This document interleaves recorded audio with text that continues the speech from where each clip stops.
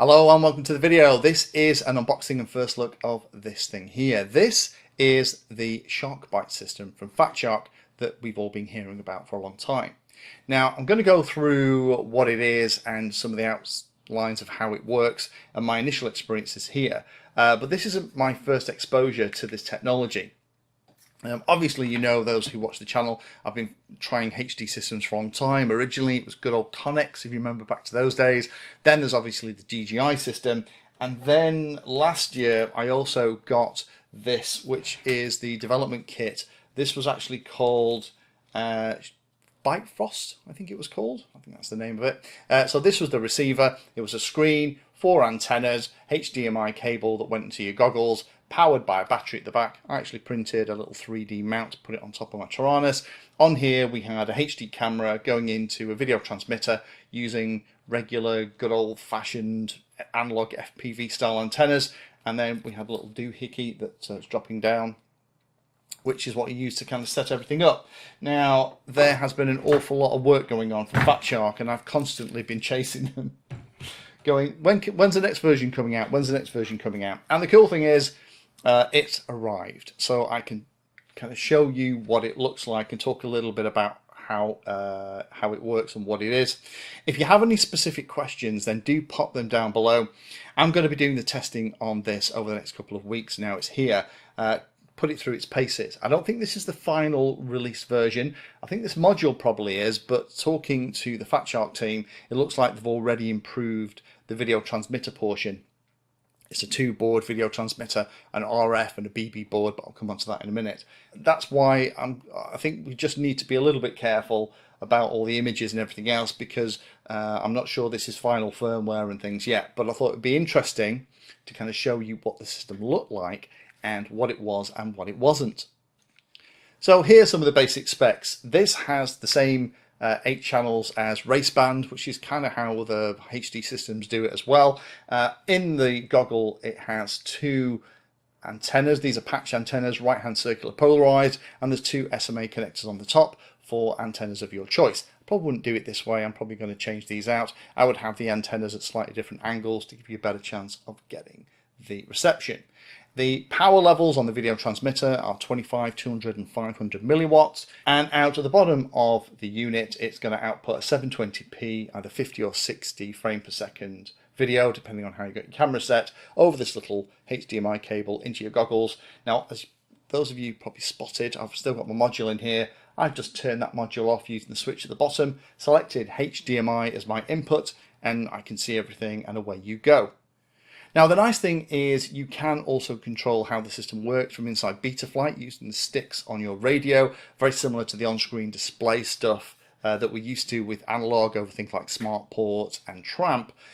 Connecting the UART on the video transmitter in the model to the flight controller and setting up that UART for MSP allows you to access and change everything. It also gives you an on-screen display, which I'm very excited about, because if there's something that Shark understands, it's how traditional analog pilots fly.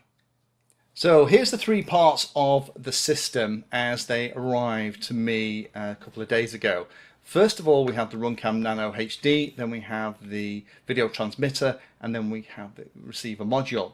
Now the camera, the thing that really surprised me about this is how fantastically small the camera is. It comes with an adapter that I'm probably going to use, and the cable as well to connect it to the video transmitter system. Really small dinky camera. Interesting as well, quite nice to see Runcam making the camera for this. In fact, the Runcam guys made the camera for the original development part of the system as well. Next part then is the video transmitter. This is a 2-board unit, and again, this is one of the things, I don't think this is final. This little note here about needing 10mm separation, I think it's already gone away with the very latest version of this that Shark have. But let me just get this out of here. This is what it looks like. Now, it might look quite chunky, but actually if you put it side by side with something like an Air unit from DJI, it is nearly half the size. So it's really small. The top part is the RF board that has the connector for your antenna. No antenna leads or antenna in the box. And then the bottom board is where a lot of the smart stuff is done. That also has the UART connectors on it to connect it up to the flight controller to get things like the ability to change the settings and add the on-screen display. And then this is the Goggle module. I'm calling it a module. I'm not sure if that's the right name for it. Designed to kind of fit on the front side of goggles. Has the SD card for recording, HDMI out, that's for the little cable that goes into your goggles. The little port next to it is used to update the video transmitter unit. So the way it works is that you can update this using an SD card and then apply the update to the air side. And then you have the two good old SMA connectors at the top, along with the piece to connect it to your goggles. Sorry about the focus on this, the camera's really struggling. And a 3-position switch as well. And then under that you have a whole raft of cables. You have the same kind of little controller from the original unit. You have the bracket that you need to put it onto your goggles, and that's a very quick and easy job. There's just 4 screws to pop it on top of the fan and then the bolt to go through. This thing weighs about 80 grams, so it's a little bit heavier than I would have liked, but actually wearing it for a little bit of time, it doesn't matter. You have this little cable which both powers the receiver unit and the goggles at the same time. You run it for a 3S or a 4S battery and it drops it down to the voltage that both need, and a little HDMI flying lead cable that you snap into the bottom of the goggles and into the bottom of the unit. Now once you've got it attached, then it's very simple and straightforward. You just select the HDMI input and everything will appear in the goggles. You can navigate the menu using the 3-position switch which is on the top. By default, when it powers up, it will automatically scan the channels that are available, find the video transmitter, select it, and it will appear automatically in the goggles. I do like the fact that there's no registration, there's no activation. It works very, very similarly to analog in that if there's somebody flying with this system, you can kind of scan and watch along, which for things like races and stuff like that could be very handy. Interesting technical points, the receiver is always receiving 1280 by 720 HD video, and depending on the format that you have, the way it's laid out depends on how much of that is sent to the goggles. If it's 16:9, if you set that the camera to 16:9, then you're going to get the full 1280 by 720 set into your goggles.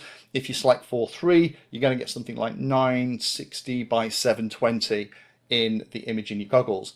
And I think that's the big comment on this. If you have a really average set of goggles, then the image is only going to look as good as the goggles that you connect them to. Something like the HDOs, or even better, the HDO2s, are probably ideal goggles to pop these on to get the full benefit. The Shark Byte video transmitter system, I'm not sure what the real name is for this, that has the 2 boards on it, is really interesting.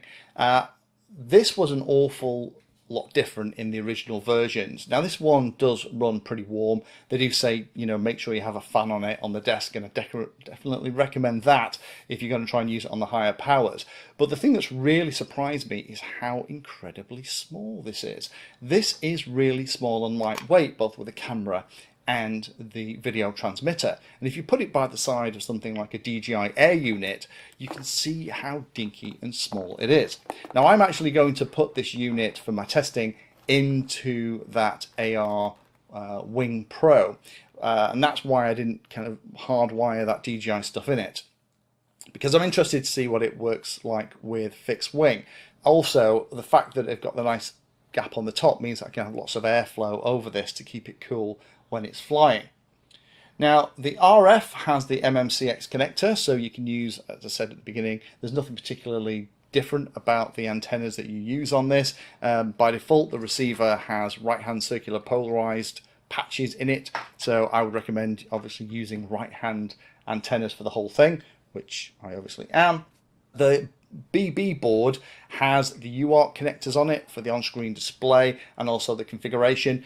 The on-screen display is much more complete than I was expecting. It supports RSSI, battery, timer, current draw, cell voltage, arming status, warnings, and GPS data like GPS SATs, GPS speed, latitude, longitude, altitude, home distance, and direction.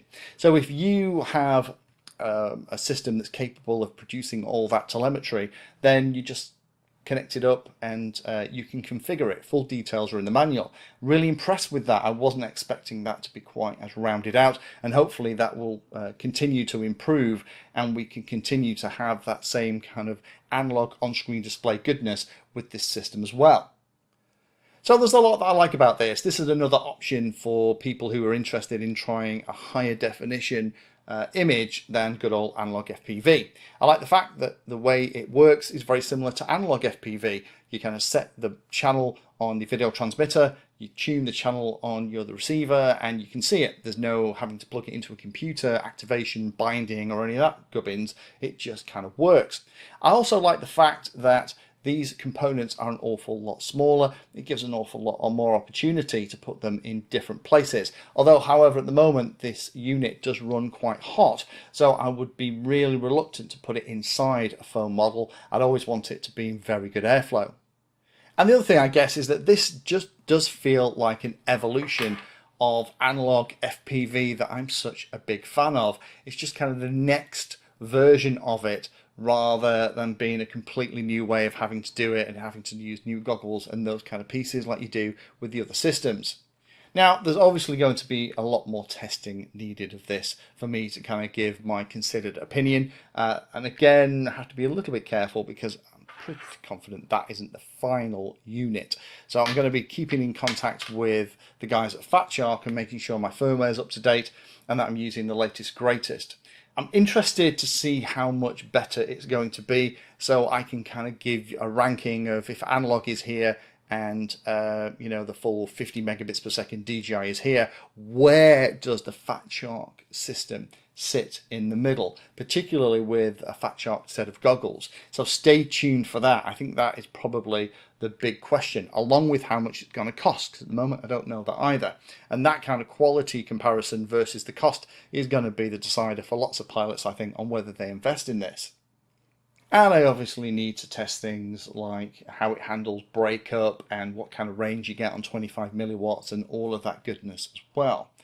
So stay tuned, I'll get the testing done, and there'll be a video in probably a couple of weeks when I've had a good chance to put it all through its paces and we can kind of look at it in more detail. But hopefully that's a worthwhile overview of what the system is and what it is and what it isn't. Again, pop your questions down below and I'll try and cover as much as I can in the testing and follow-up video.